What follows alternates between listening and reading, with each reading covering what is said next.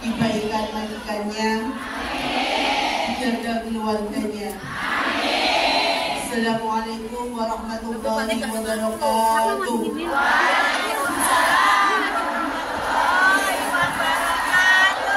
Yang menjawab salam ketiga kalinya, mudah-mudahan yang belum ada jodoh semoga dapat jodoh. Keluarga semoga bisa menyenangkan rumah tangganya, diturunkan long service-nya, dipanjangkan umurnya. Assalamualaikum warahmatullahi wabarakatuh. Waalaikumsalam warahmatullahi wabarakatuh. Bismillahirrahmanirrahim. Alhamdulillahirabbil alamin. Wassalatu wassalamu ala asrofil anbiya'i wal mursalin Sayyidina wa Maulana Muhammadin wa ala alihi wa sahbihi ajmain. Puja dan puji syukur marilah kita panjatkan kehadirat Ilahi Robbi, yang mana pada pagi hari ini kita masih bisa berkumpul di majelis ilmi yang penuh barokah ini dalam keadaan sehat iman, sehat jasmani dan sehat rohani. Shalawat dan salam marilah kita haturkan kepada junjungan kita Nabi Agung Muhammad sallallahu alaihi wasallam, Nabi akhir zaman yang telah kita nantikan syafaatnya di yaumul qiyamah nanti. Yang kami muliakan Abah Miftah, yang selalu kami rindukan kehadirannya. Mudah-mudahan beliau panjang umur, sehat walafiat, berkah rezekinya, diselamatkan dunia akhiratnya. Dan yang saya cintai, buruh migran Indonesia yang berada di Hong Kong, yang selalu mengikuti majelis Zikir Ilham untuk dimanapun, untuk mengadakan acara dimanapun, walaupun di masjid, di sini, dan dalam keadaan bagaimanapun. Terima kasih semuanya. Lelah panjenengan hanya Allah yang membalas. I love you semuanya. Dan yang saya hormati yaitu para undangan yang tidak bisa saya sebutkan namanya satu-satu, dan kepada Bapak penyidik Enkom yang saya hormati. Matur suwun Pak, kehadiran panjenengan selama Ilham mengadakan pengajian baru kali ini nongol ya Pak ya. Mohon maaf, bukan Ilham itu tidak bisa menulis undangan, tapi karena waktunya. Terima kasih Pak ya, walaupun tidak diundang, kami harap panjenengan dengan ikhlas bisa hadir di sini.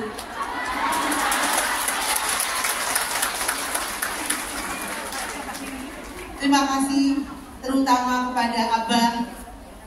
Hari ini satu hari, ya kan? Jadi nanti Abah langsung tidak ada jeda, langsung tausiah, ya kan? Dan pertanyaan, dan yang paling barokah itu adalah doa dari beliau. Bah, doakan kami, mudah-mudahan kami menjadi orang sukses. Amin. Kami di sini kumpul dan mencari keberkahan saking panjenengan Bah. Kami di sini, kami persilahkan tes.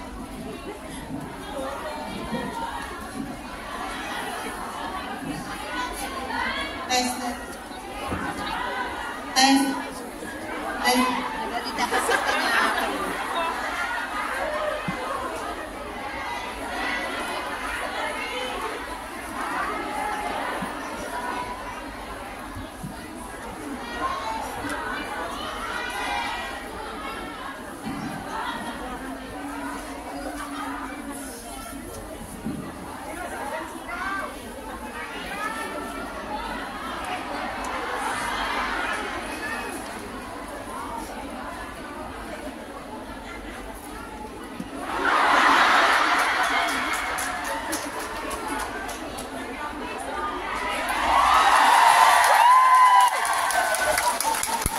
Assalamualaikum warahmatullahi wabarakatuh.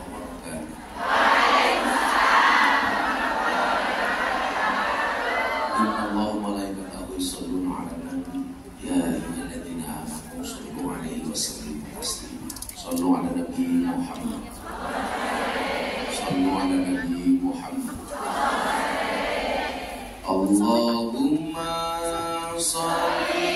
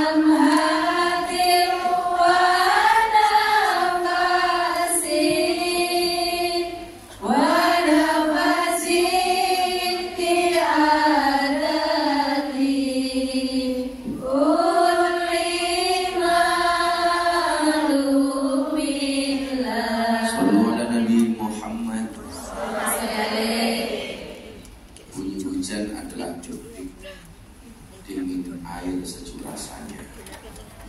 Ada banyak gadis yang cantik, ada pun yang aku cinta. Air mawar di dalam cangkir, disimpan hening di bawah awan. Sedari awal hingga akhir, saya berjuang untukmu wahai para bunda.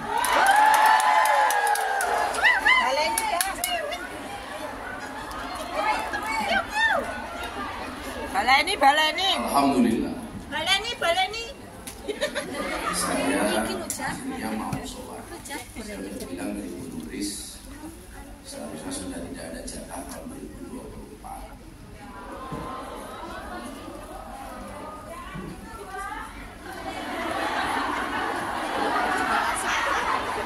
Saya itu sudah harus banyak mengurangi jadwal,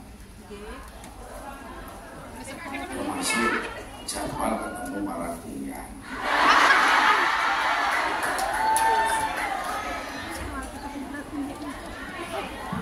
Karena saya mencoba berjihad di bidang yang lain. Jadi bukan jihad politik. Kalau jihad politik, Menteri. Tawaran Menteri untuk Agama menjadi gubernur, bahkan untuk menjadi menteri, semuanya saya tolak. mau Pak Prabowo seminggu sebelum saya berangkat haji, saya kembali dipanggil, Gus Miftah beneran nggak mau jadi menteri? Saya jawab tidak. Saya lebih baik bergaul dengan para dunia.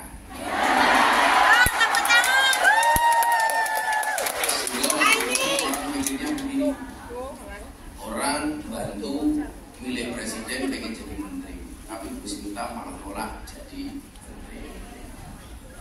Saya berpikir bahwa jihad jenengan di bidang ekonomi itu penting. Maka satu ketika saya mencerita, ada sahabat Nabi namanya Sa'id Al-Khudri. Beliau ini salah satu sahabat yang dekat dengan Nabi. Satu ketika Sa'id ini setelah perang Khandaq itu ketemu dengan Nabi. Nabi ketemu dengan Sa'id Al-Khudri. Nabi mengulurkan tangannya untuk salam. Sa'id ini gak berani mengulurkan tangannya. Malu dia menjulurkan tangannya. Kenapa? Karena tangannya kasar dengan benjolan. Akhirnya dengan malu-malu beliau menjulurkan tangannya kepada Nabi untuk salaman. Begitu salaman, Nabi melihat tangannya kasar dan penuh benjolan. Nabi bertanya, "Wahai Sa'id, tanganmu kenapa?" Dengan malu Sa'id menjawab, "Wahai Nabi, tangan saya kasar, banyak benjolan karena saya bekerja membelah batu untuk memberikan nafkah anak dan istri saya." Apa yang kemudian Nabi lakukan? Nabi mencium tangannya Sa'id Al-Khudri. Dicium oleh Nabi. Dalam sejarah riwayat, dalam kitab Fathul Bari, orang yang pernah dicium tangannya oleh Nabi itu cuma dua. Satu anaknya Siti Fatimah, dua Sa'id Al-Khudri. Sambil mencium tangannya Sa'id Al-Khudri, Nabi mengatakan apa? "Wahai Sa'id, ketahuilah tanganmu ini akan menuntunmu ke dalam surga. Tangan ini akan menjadi saksi yang menuntun kakimu kepada surga." Kenapa? Karena kamu relakan tanganmu kasar, banyak benjolan, demi menafkahi anak dan istrinya. Dicium oleh Nabi sampai si Sa'id menangis karena ini berita baik untuk para kaum. Dan bila tanganmu saya ini kasar, oke kapale, bumer LWC, utawa nyewohi. Aku nang nyewoi aku. Ini temen-temen. Sing cilik apa sing gede ngene. Itu tangan-tangan yang akan menuntut mendapatkan surganya. Maka ingat, semakin tangannya kasar semakin baik. Maka saya doakan mudah-mudahan pulang dari Hongkong semua tangannya kapalung semua. Ngomong. Tapi insya Allah enggak. Kalau dulu zaman saya Al-Khudri belum ada perawatan. Kalau sekarang sudah ada perawatan. Cuman ya itu tadi saya lebih sepakat wajib itu dirawat bukan diedit.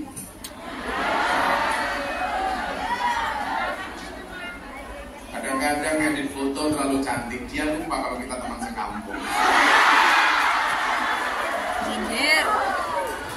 Ini guna naik guna ya? Corona ya? Kalau habis mau main uang ini kamu mulai. Ora. Oh, dimene aku iki. Kadang-kadang yang di foto di posting sing diedit ra ini di orang. Memang ngene aku. Ora dene. Sekarang punya cantik-cantik. Tadi Mbak Nuris bilang, ya mudah-mudahan yang jodoh segera dapat jodoh. Kamu di sini jomblo kok iso ngempet. Itu kalau mati satu. Mantasako Fa'afa Fakatama Famata Mata Syahidah. Barang siapa yang jatuh cinta lalu dia bisa menahannya, menyembunyikan rasa cintanya sampai dia mati, dia tidak bermaksiat, maka ia mati dalam keadaan syahid. Jadi kalau kamu jatuh cinta, ternyata dia tidak menerima cinta kamu sabar.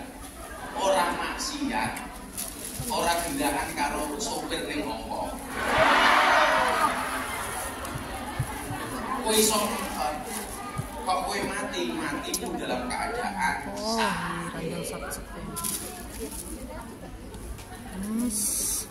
Jadi orang jatuh cinta itu kalau kemudian tidak terima, malah kamu bersyukur.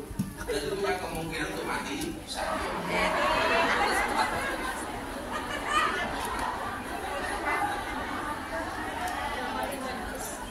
Tapi memang etikanya itu kalau orang cinta, kata Nabi itu harus disampaikan, tidak boleh ditahan. Laki-laki senang sama perempuan dia harus ngomong, perempuan senang sama laki-laki dia juga harus ngomong. I love you bos. Harus disampaikan. Kalau janda atau gadis ngomong I love you kepada suami orang itu dulu. Boleh caranya. Yang nggak boleh itu laki-laki ngomong I love you kepada seorang perempuan yang sudah punya suami.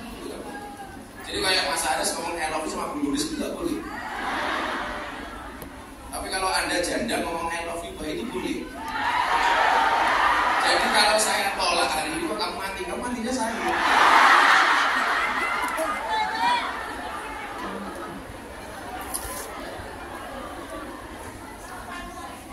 Karena begini, Nabi pernah mengatakan begini, idza ahabba ahadukum sahibahu, ketika kamu mencintai saudaranya, mencintai lawan jenisnya atau temannya atau siapa, falyatihi fi manzilihi, maka kamu harus mendatang ke rumah.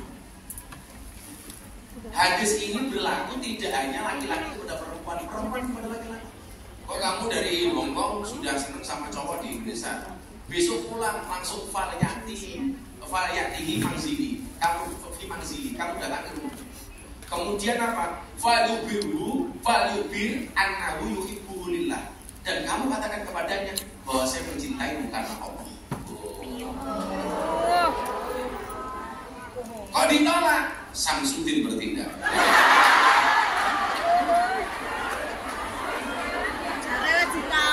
Sadar peteng. Nah, sesuai tema kita hari ini, temanya apa? Islam Rahimullah, menjaga keamanan dengan mempraktekkan Islam rahmatan lil alamin. Jadi ini saya itu besok ada tugas dari negara, bukan menteri. Nah, besok apa? Besok dengan dia. Salah satunya terkait dengan kerukunan dan peradaban. Karena saya dianggap sebagai tokoh masyarakat, tokoh agama di Indonesia yang paling toleran. Hari ini saya baru bangun masjid di Lampung, saya bangun gereja di Merauke, saya bangun pura di Bali. Jadi masjid kita bangun, gereja kita bangun, pura kita bangun. Lah nulis dalam kuburan kita bangun ke sana. Tapi saya minta bener sebelum mati dia dulu lah. Supaya sing go bandu sone ora kaputan. Mosok sawah ngomong kabeh.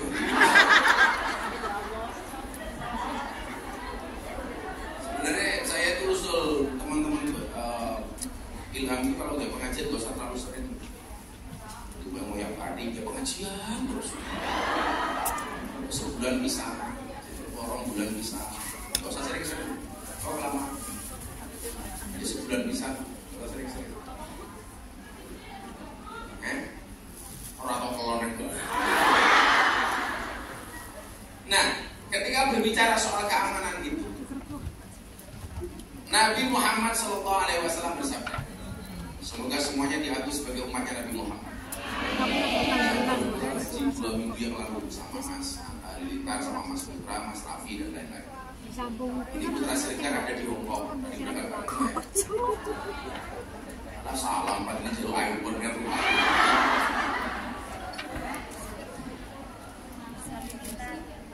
Jadi saya atas sama Putra itu lagi berusaha membebaskan tanah atau rumah di Jakarta untuk majelis pengajian teman-teman artis. Ya sebelum artis di Jakarta minimal dengan artis komedian dulu. Al-Muslimu akhul muslim, kata Nabi. Seorang muslim itu sahabatnya muslim yang lain. Jadi kalian itu kenal orang sama-sama muslim itu berarti dia bersahabat. Makanya sesama muslim itu kalau sholat pun saling mendoa. Buktinya apa? Ketika Anda sholat, assalamu alaina wa ala ibadillahi sholihin, keselamatan bagiku dan bagi hamba Allah yang soleh dan soleh. Jadi Anda itu dituntut untuk menjadi makhluk sosial, bahkan diajari ketika sholat. Assalamu alaina wa ala ibadillahi sholihin. keselamatan bagiku ya Allah dan atas semua hamba-Mu yang soleh. Maka kalau Anda pengen didoakan oleh orang Muslim yang lain salatnya, Anda harus soleh. Karena wa'ala ibadillahi soleh. Kok Anda nggak soleh ya nggak dapat. Makanya kalau pengen didoakan oleh orang lain salatnya, kamu harus soleh. Semua orang soleh, al-ahya minhum wal amwat, yang hidup maupun yang mati, begitu ada saudaranya sholat, dia mendapatkan jalan doa. Makanya hebatnya orang alim itu di sini. Saya sekarang mau tanya sama diri. Ada orang goblok sholat, ada orang tidur, orang soleh, orang alim tidur. Itu yang digoda oleh setan. Orang goblok yang sholat atau orang alim yang tidur. Sing digoda setan, goblok sholat apa alim yang tidur? Alim yang tidur. Jawabannya apa? Nabi melihat setan itu mangku-mangku di depan masjid. Makanya saya bilang, yang banyak setannya itu di masjid apa di diskotik? Masjid. Di masjid. Diskotik nggak perlu ada setan, kelakuannya sudah kaya.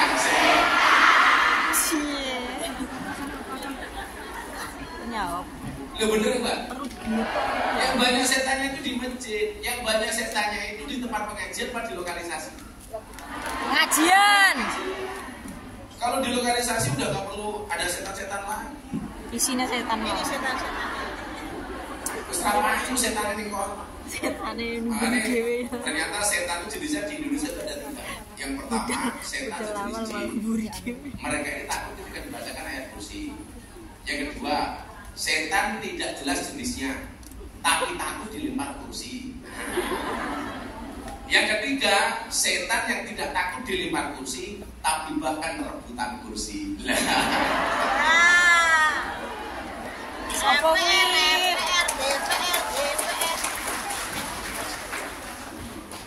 Banyak nggak seperti itu? Banyak. Jadi mereka nggak takut dilempar kursi, tapi rebutan. Kita nggak melok lapor Pak. Lapor Pak ini. Setan ini mangu-mangu di depan masjid, mau masuk keluar lagi, mau masuk keluar lagi. Nabi kemudian bertanya, setan, dijawab sama nulis, sama setan. Kok kamu nggak berani masuk masjid dari tadi, kenapa? Nabi, itu ada orang goblok sholat, itu ada orang tidur, orang alim tidur, di dekatnya orang yang goblok sholat. Saya mau masuk ke dalam masjid, takut membangunkan si alim. Karena kalau orang alim ini bangun, dia berpotensi membenarkan sholatnya orang yang goblok. Jadi kalau ada orang alim yang tidur sama orang goblok sholat, ternyata yang digoda setan itu siapa? Orang alim supaya dia tidak bangun. Orang goblok gak perlu digoda, sholat wis salah. Kalau orang alim sampai bangun, dia akan membenarkan sholatnya orang goblok. Maka disitulah kemudian muncul hadis, tidurnya orang alim itu ibadah. Naumul alim ibadah, itu lebih baik daripada tidurnya orang alim, itu lebih baik dibandingkan sholatnya orang bodoh. Asbabul wurudnya hadis itu ono sejarah. Tidurnya orang alim itu ibadah, karena mau tidur dia tahu sunnah wudu dulu, mau tidur dia tahu baca istighfar dulu, baca ayat kursi dulu, baca la haula wala quwata illa billahil aliyil azim 21 kali. Kata Nabi, kalau dia mau tidur membaca la haula wala quwata illa billahil aliyil azim 21 kali, dia tidak akan mati dalam keadaan mendadak. Jadi awalmu diarah itu kamu mati mendadak. Kamu baca sebelum tidur la haula wala quwata illa billahil aliyil azim 21 kali. Karena apa? An-naumu akhul maut. Maka tidur itu saudaranya mati. Makanya tidur itu mati sementara, mati itu tidur selama-lamanya.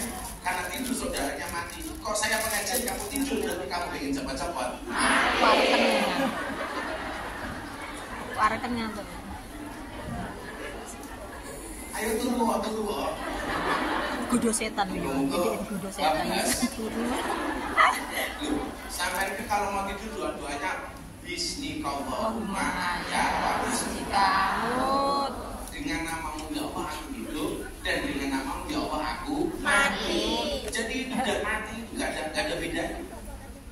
Makanya bagi orang beriman, mati itu bukan mati tapi intikal, pindah alam. Pindah. Makanya kenapa kalau saya sering ngeprank santri tidur, langsung tak bunyi mantra buka. Turu begitu takut begitu alam. Mantra buka. Gagap modern. Jadi orang alim kalau mau tidur dia tahu sunahnya wudu dulu. Kenapa orang alim kalau mau tidur wudu? Karena pengen kalau kemudian dia tidur langsung mati sudah dalam keadaan punya wudu, dalam keadaan suci. Makanya kenapa Nabi itu hebatnya kalau tidur, dari tidur sampai bangun itu posisinya sama nggak berubah. Kalau kita kan beda, arep turu tangane nendi, tangi turu tangane nendi. Arep turu tangane ning dhuwur, tangi turu tangane ning.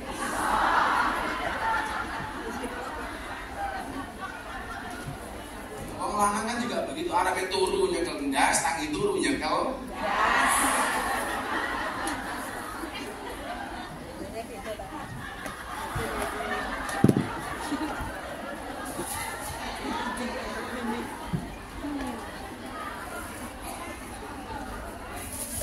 Karena aku sudah lupa ndas.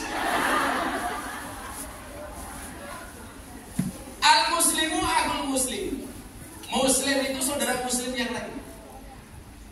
Makanya kenapa kemudian tumbuh kepekaan dan sensitivitas ketika muslim yang lain itu kena masalah dan musibah. Contoh, kamu kan nggak pernah dengan orang Palestina. Tapi kenapa ketika Palestina dibom kok kita marah? Karena al-muslimu akhul muslim. Saya dulu itu sebelum kasus Palestina dan Israel, saya sering beli kopi Starbucks. Sekarang jelas saya mengharamkan diri saya untuk minum Starbucks.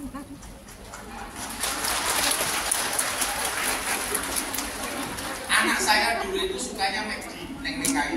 Sekarang jelas tak mau makan McD. Kenapa? Karena timbul kepekaan terhadap saudara kita di Palestina. Makanya saya nggak mau makan McD, maunya Mac yang lain. Koncomu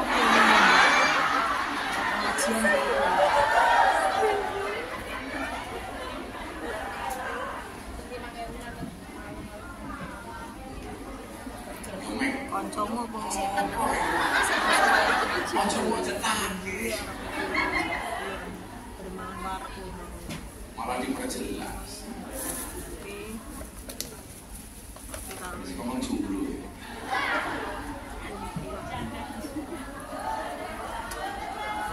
Single itu prinsip, jomblo itu nasib. Kok gede aku? Rondo separuh. Rondo separuh ini. Istilah rondo separuh ini. Rondo uduk bojone. Rondo utawa megatan ngono. Bojone wong rasa rondo. Sebenarnya sekarang bahasanya lebih keren itu bukan janda, tapi perawan second.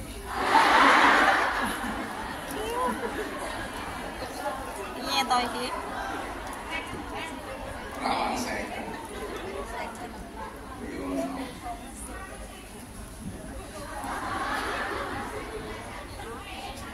Rahim matamu rahim.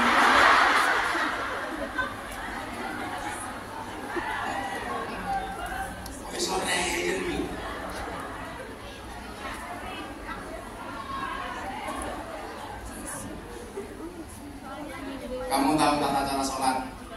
Ini dua orang sholat begini. Kalau makmumnya cuma satu, itu berada di belakangnya jauh apa belakangnya dekat? Ini imam, ini makmumnya cuma satu. Itu caranya adalah cuma di belakangnya tepat, minimal satu kaki. Di sini lah. Kemudian kalau muncul makmum kedua, caranya bagaimana? Ini ditarik, ini belakang mundur, ini di samping. Pelajarannya apa? Kalau ada orang ketiga lebih baik